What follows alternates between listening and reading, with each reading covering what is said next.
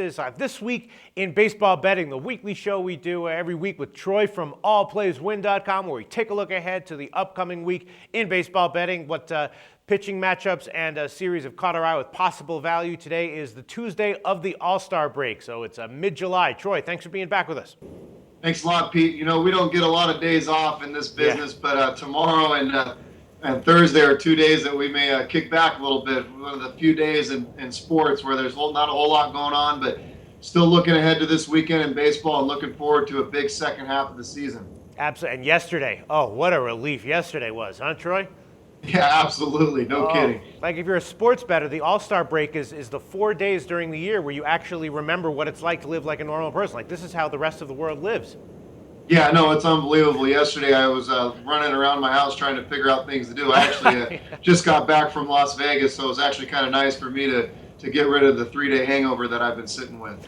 So nice. All right, before we get to the weekend series that are coming up, let's just get some of your thoughts on just what we might expect. Anything, pitchers from teams in the second half of the season, whether it's the full season or the first couple weeks. I have my ROI figures right here. Of course, in the first half, Pittsburgh was by far the most profitable team, although they did have a crappy July. Pittsburgh had a positive ROI of 21.5% in the first half. Unbelievable. In second place was Oakland, all the way down 12.5% was their positive ROI. Then Cleveland in third place, plus 11.5%, and then Boston, Baltimore, and St. Louis were 4, 5, and 6, all in single digits, but still decently profitable. What do you think about any of those teams?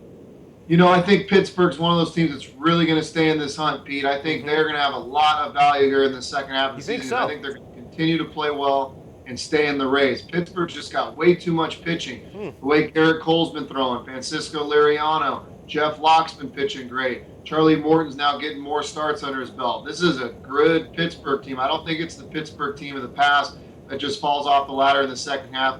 And their division, I'm not saying it's a weak division, but the St. Louis Cardinals aren't the powerhouse they used to be. Cincinnati's not the powerhouse they used to be. So I think Pittsburgh's going to be in that race all the way until the end, Pete. Troy, I hear you, but I mean, as we know, in betting baseball, the price is everything. And we just compare Pittsburgh to St. Louis, right? St. Louis is actually one game ahead of Pittsburgh in the division, but St. Louis had a positive ROI of just 6% in the first half. Pittsburgh plus 21.5%. That says it all right there. That's because of Pittsburgh's odds. And I'll tell you, in July, I know they started losing a little bit, but I was geared up to bet Pittsburgh. I started looking at their lines. I would say minus 170, minus 180, minus 165. I started to get a little nervous.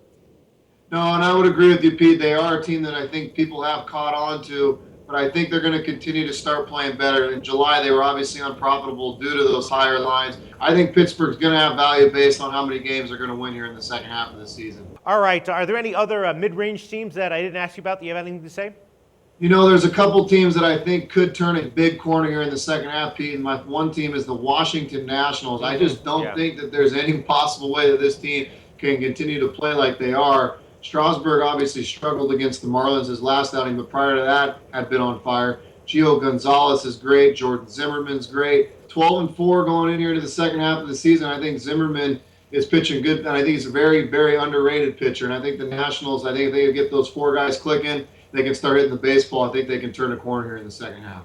All right, let's move on to the weekend series that I want to talk about. All right, the first one, it's kind of obvious, but San Diego at St. Louis. San Diego, of course, had a horrible July, minus 70% ROI. They lost most of their games. St. Louis, very solid team, big favorite. They had a good July, positive 6% overall in the first half, and they were, positive 2.5% ROI at home in the first half. Not great, but I think they got to have a little bit of value here. I think they do, Pete. I really think they do. And pitching matchups are interesting in this. I'm looking at Jason Marquis first going up against Jake Westbrook. Two solid arms in just about every game in this series. So I'm going to roll with the Cardinals to at least get 2 out of 3 in this series. And I'm also going to roll these totals to go under. Just way too much good pitching, and the Padre lineup is brutal. Matt Holliday is supposed to be back in the lineup Friday for the Cardinals, so I think he'll give them a lift. He's been out for the last few games.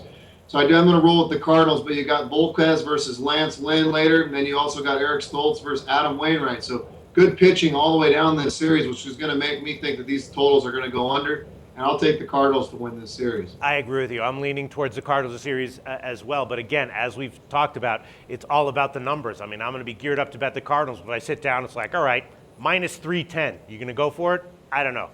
Those numbers can get up there. And then the other one that I think might have some value is Baltimore at Texas. Texas is a solid team, but so is Baltimore. And when two teams like these meet up, a lot of times the home field advantage doesn't mean as much as in other cases. Baltimore plus 8% on the road ROI in the first half. Texas minus 3.5% ROI at home. I think Baltimore, this should be a coin flip, and they'll probably get some odds. I think so too, Pete. I think I'm going to take Baltimore in this series. Baltimore is one of my favorite teams to bet just based on how good that lineup is. You got to be a little skeptic of how good their pitching is and how good their bullpen is. But I'm going to roll with Baltimore. I'm also going to roll totals in this and go over in this series. You got some pitchers in this series that don't really catch your eye, but they have lower ERAs, so the total might be sitting around 9.5. You got Bruce Chen versus Derek Holland in that first game, Martin Perez, Miguel Gonzalez, Chris Tillman, and then Ross Wolf. So nothing great in the pitching department and two hot lineups right now. So I'm going to roll the over totals and roll with Baltimore in this series, Pete. And are there any other series or pitching matchups from the weekend series that you think are worth discussing? One thing I just want to keep an eye on, I'm not going to pull the trigger on them quite yet, but the Seattle Mariners are starting to play really good baseball. They brought up some of their younger guys, and you're going to get Felix Hernandez and Hiwakuma going against the Astros. So I'm going to roll Seattle to take down that series, and I don't think they're going to be overvalued just because Houston has been playing a little bit better at home, and Seattle still is fighting out at last place. So let's keep an eye on that, but I think there could be some value with Seattle to take down Houston. You might be onto something there, Troy, because yes, Seattle in July, they were the second most profitable team, 37.5% positive ROI, and Houston's an interesting case. As bad as they are, actually, it's on the road where they were very profitable. Houston's actually plus 9%. They had a plus 9% ROI on the road, which is sixth best in baseball in the first half. But at home, they were minus 19%, which is third worst. So obviously, the lines are giving them a lot of credit at home, which they probably shouldn't be getting. Minus 19% at home ROI in the first half. What do you make of that? Yeah, no, it's interesting. And the Mariners historically have been bad at Houston, and they haven't played great against Houston all year. So I think Houston may actually be right around that minus 110. Right. Might be a slight dog at home. So there's going to be some value in Seattle this weekend, in my opinion. Thanks so much. Great input once again. Troy West from allplayswin.com. We'll talk to you again next week.